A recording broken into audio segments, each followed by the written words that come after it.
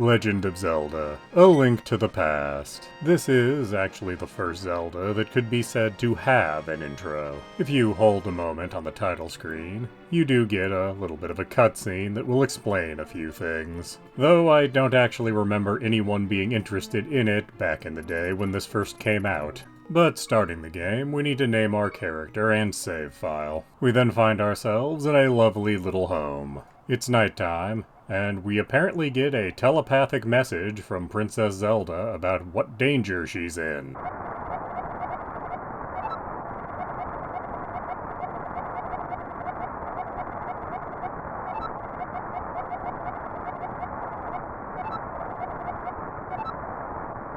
And Link's uncle, who looks absolutely nothing like him, leaves to deal with the princess situation.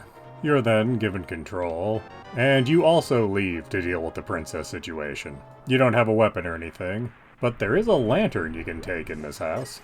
And at first, you might think you can go anywhere and explore. You will find that most paths are in fact blocked, and the only place you can really go is around the side of the castle, where a rather conspicuous-looking bush sits. Lifting it, you find a hole and jump in. In the hole, you find your uncle. Apparently the brief walk to the castle and falling in the hole was just too much for him. He gives you a sword and shield, and this is the last you ever hear from him. He is not seen or referenced ever again in the game. But the good news is we're now in the castle, where you will learn the fundamentals. And not through any kind of tutorial, you'll just learn them organically. Some nice, threatening-looking but incredibly easy enemies, your first need for a key, and you'll get a Zelda staple, the boomerang, before fighting what could charitably be called the first boss. Really, it's just sort of a beefy regular enemy. But legitimately, you might have trouble fighting it if you're unfamiliar with the game.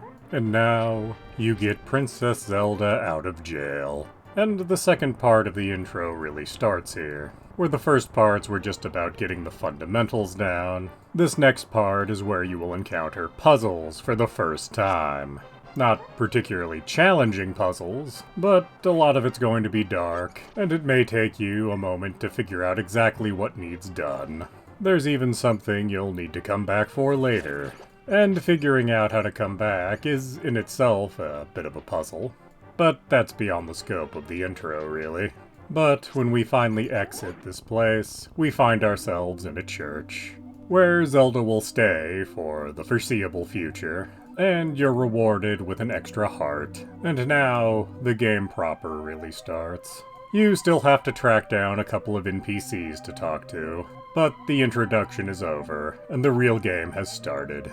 And it's only going to get better from here. Please do subscribe, comment, like, and tell your friends.